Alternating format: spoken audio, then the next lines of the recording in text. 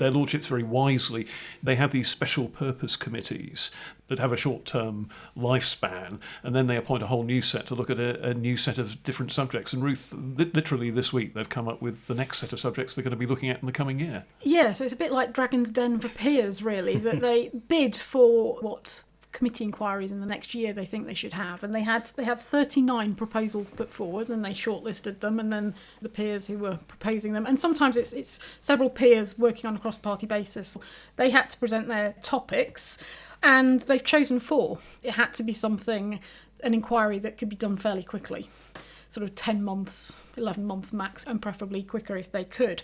So they've chosen 4. So first one is the prevention of preterm births. Last year there were apparently 7.6% of births in the UK were preterm, which is sort of pre-37 weeks. It's costing the NHS in England and Wales about £3.4 billion a year, and of course one has to assume that there's knock-on costs if preterm births, if there are development issues and health issues and educational issues that have to be factored in as the children get older. That's the first inquiry. Second is they're going to look at the link between food, obesity and diet, and you can obviously see the link also to NHS costs there. Yeah, and ultra-processed foods, Yeah. and whether eating a sort of chemistry set worth of ingredients, all those mysterious stabilisers and E-numbers Yeah. and whatever that go into food that has got to be on our shelves for a while and then easily microwavable, what they're actually doing to us when we eat them all. And it's obviously a subject that people are beginning to get very, very concerned about, whether it mainlines into the obesity epidemic and maybe stoking it if people are eating stuff that isn't, as it were, proper food.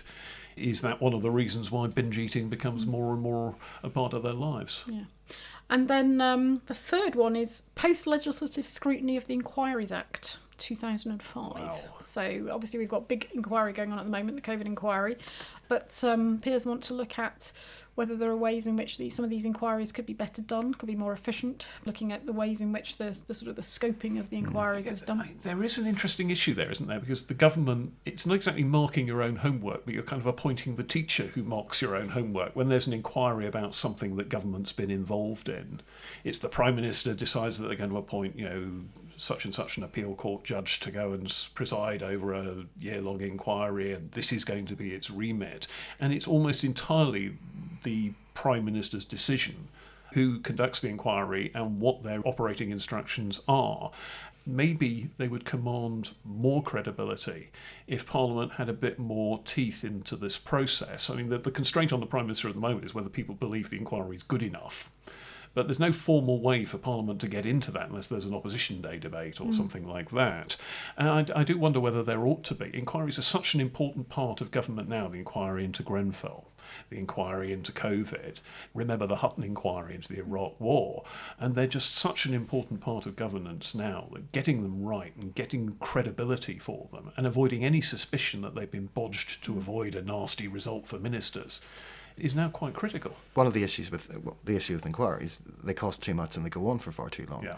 I think your proposal is interesting, but it would require the Prime Minister to give power to Parliament, and that's Prime Ministers never do that. not something Prime Ministers tend to do. But I do think it's worth reviewing the Act and looking at some of these issues, particularly as you say around the credibility of these. Not that I'm saying that the good chaps or chapesses that are appointed to lead these inquiries aren't doing their job properly, but there could be a way to streamline them to make them a little bit more efficient, certainly in terms of time that they take and the amount of money they cost. I mean, Ming Campbell, the former Lib Dem leader, always used to have a riff. This is slightly before the Current Inquiries Act.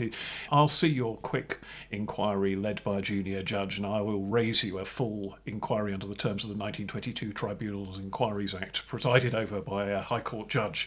He would almost have that as his default response to any proposal for an inquiry into pretty much anything. And it worked. He would always say it would be more credible if you did it this way. Mm-hmm.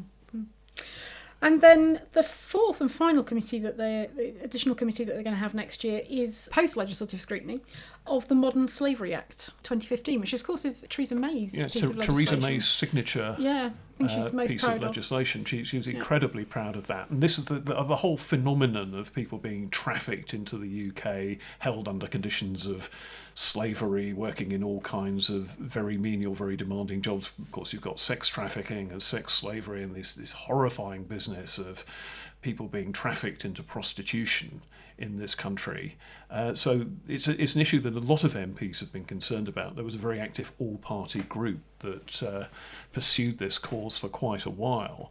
But it dovetails into immigration legislation and the treatment of people who've been trafficked under immigration legislation. So it gets into this whole debate about how you operate the immigration laws and whether being trafficked should entitle you to different treatment under immigration law, which the government has been resisting. And actually, talking of immigration, that was one of the interesting proposals that did not get adopted by the Laws Liaison Committee, but it was from the Archbishop of Canterbury, no less, who proposed an inquiry on the vision and effectiveness of UK asylum and immigration policy.